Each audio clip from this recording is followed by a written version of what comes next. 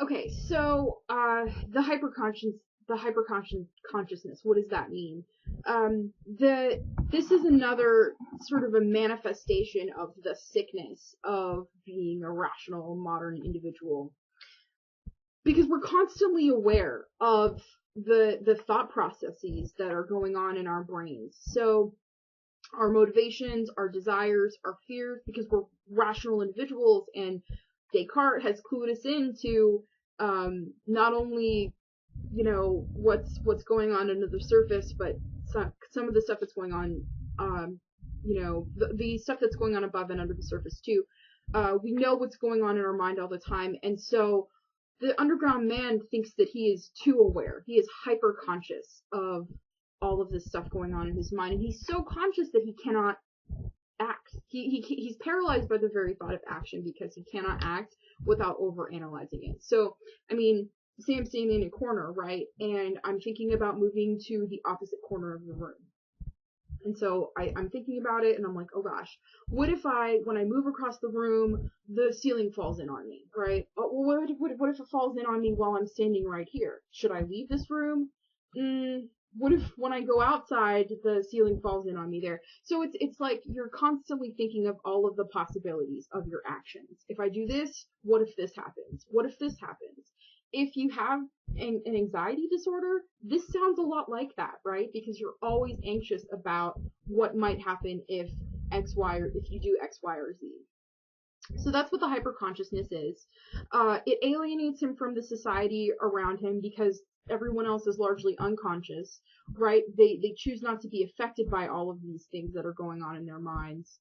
But it also, so he feels disconnected from society at large, but he also envies them because they don't suffer from this hyperconsciousness. So chapters 2 and 3, I think, are really good places where you can see the hyperconscious manifest itself. So what does it mean to be a human for Dostoevsky? It means to experience pain and suffering and unhappiness. And that's another problem with this rational utopia that we've constructed for ourselves. It's supposed to minimize pain. It's supposed to get rid of suffering. It's supposed to, totally annihilate unhappiness. And Dostoevsky says these are essential features of life. We have to have them. What if all of our satisfactions were satiated and we achieved this utopia? Then what kind of lives would we lead? Would we be the same? Of course not. And he says we wouldn't even enjoy this life, right?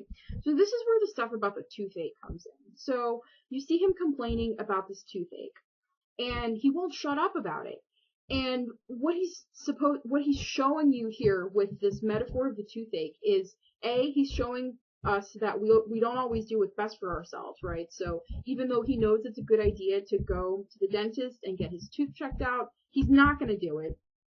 And he's also showing us that the pleasure of experiencing the toothache is the pleasure of knowing that he's not doing what reason tells him to do.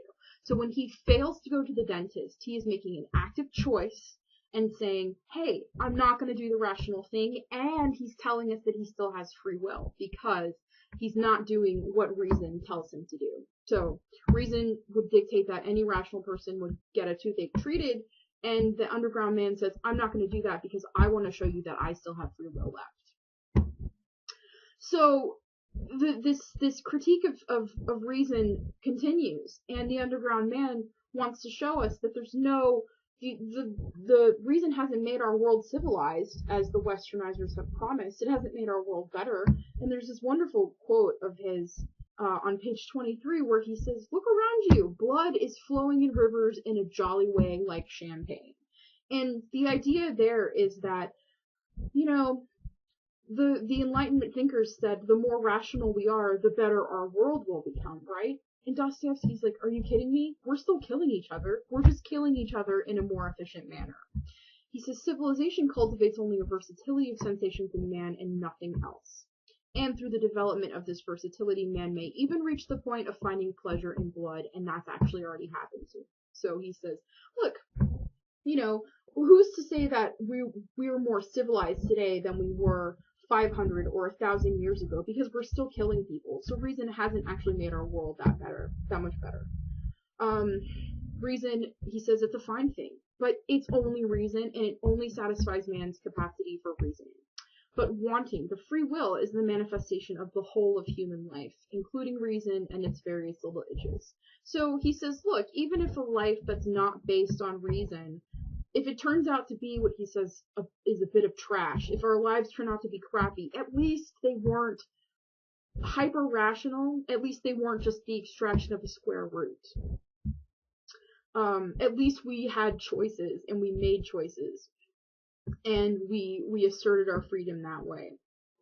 So, actually, Descartes thinks that reason is what makes us human. Dostoevsky thinks that free choice is what makes us human. That is what characterizes human existence.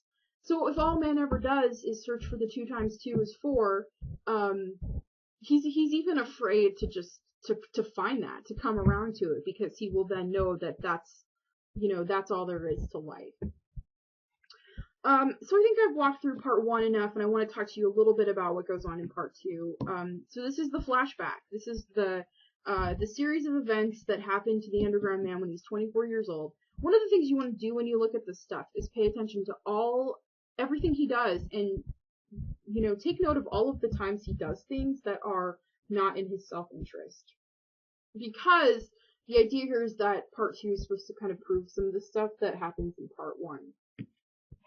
So sort of a big thing to remember, and I'm bringing this up because it's not incredibly obvious unless you're looking really, really carefully in here, but remember I told you that Dostoevsky converts back to Christianity when he's in prison and becomes really, really militantly orthodox Christian. And the sort of lesson of this novel that is really hard to come around to is the idea that, it's faith in Christ that gives meaning to this crazy world. So the underground man, his life is supposed to be an illustration of what your life looks like when it's not based on faith. So, because the Enlightenment has destroyed God, we'll come back to this later in the semester, it's left us with these really empty, meaningless lives that actually have taken away our free will too. The reason for that is that the reason that God gave us free will is so that we could surrender ourselves to Christ. Like, that has to be an act of will, right? So the underground man, the poor underground man desperately needs the forgiveness and the redemption of Christianity, but he doesn't have the will to seek salvation because the Enlightenment and reason tell him that there's nothing to seek there, right? It's beyond, it's not rational. Like, the ultimate irrational act is believing in God and surrendering oneself. And so reason has taken away that ability for him too. He gives this speech to Liza the prostitute at the end. And one of the things you notice when you listen to this speech is he shifts from saying the word I to saying we. And what he's trying to do there is he's giving a sermon, and he's trying to convince us that secular humanism has ruined our world. And secular humanism is, again, that idea where humans have taken God out of the equation and replaced God with themselves. Dostoevsky says that's no way to live. That leads to defeat and to despair. So our flawed human nature is not capable of serving the role of God or faith or religion. So this is where we kind of messed up. I want to draw your attention to the scenes with Liza the prostitute, and I'm going to post some clips from Taxi Driver so you can see the neat similarities between the movie and the book. So he's talking to Liza, and he's like giving her a lecture. He says, I felt vile for being here with you. One has to be drunk to end up here. What is it you're giving up here? What are you putting in bondage? It's your soul over which you have no power, that you put in bondage along with your body. So he's giving her this lecture. What is the value of your love? You're all bought. And why try to obtain love if everything is possible without love? So I'm going to stop that here, and then you can watch the clips from Taxi Driver and sort of notice the similarities between the film and the speech. So, okay.